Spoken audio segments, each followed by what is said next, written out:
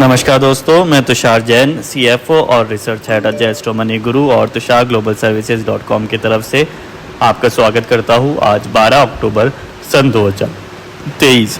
आज के इस एपिसोड के अंदर हम शेयर बाज़ार के बारे में चर्चा करेंगे और आगे किन बातों के ऊपर आपको नज़र रखनी चाहिए। सबसे पहले हम आपको याद दिलाना चाहेंगे, हमने आपसे लगातार कुछ शेयर्स के बारे में चर्चा करी है और जिनमें शामिल है NMDC, जो कि हमने लगभग 10 दिन पहले आपसे चर्चा करी थी NMDC के बारे में, जब वो लगभग 143 के लेवल्स पर था। आज ये 157 को क्रॉस कर चुका है और 10% से ज़्यादा की तेज़ी इसमें देखने को मिल रही है। तो उम्मीद है आपको इससे लाभ हुआ होगा। और वैसे ही हमने आपसे गोल्ड यानी कि सोने के ऊपर भी चर्चा की थी और आपसे कहा था कि इजराइल युद्ध का प्रभाव गोल्ड यानी कि सोने के ऊपर सकारात्मक पड़ सकता है। वैसे ही देखने को भी मिल रहा है, सोने के अंदर भी एक अच्छी तेज़ी देखने को मिल रही है। अब आगे क्या होने की संभावनाएं हैं, इसके बारे में हम आपसे चर्चा करने वाले हैं। उससे पहले हम थोड़ा सा अंतर्राष्ट्रीय बाज़ारों के ऊपर भी नज़र डाल लेते हैं। अमेरिकी बाज़ार पिछले कई दिनों से लगातार तेज़ी की ओर नज़र आ रहे हैं।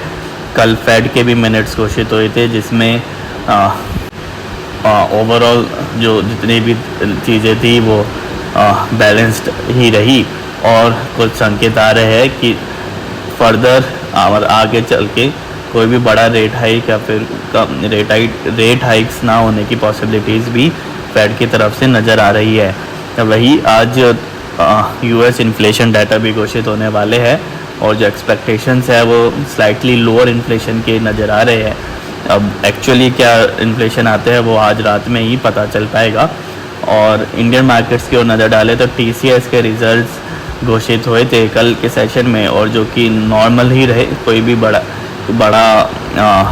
ना ही ज़्यादा अच्छे और ना ही ज़्यादा ख़राब इसके रिजल्ट्स देखने को मिले थे।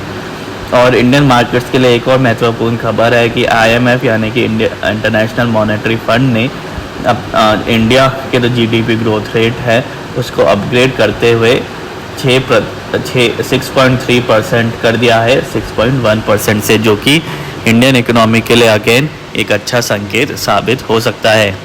अब आगे आने वाले लगभग 1-2 महीने के अंदर हम कुछ फार्मा स्टॉक्स के ऊपर ज़रूर नज़र रख सकते हैं। फार्मा मेडिकल सेक्टर के अंदर कुछ स्टॉक्स के ऊपर हमें नज़र रखना चाहिए, जिसमें शामिल है सिप्ला, जो कि अभी फ़िलहाल 1161 के आसपास ट्रेड करते हुए नज़र आ रहा है, और बायोकॉन जो कि लगभग 260 रुपये के आसपास फ़िलहाल ट्रेड करते हुए नज़र आ रहा है।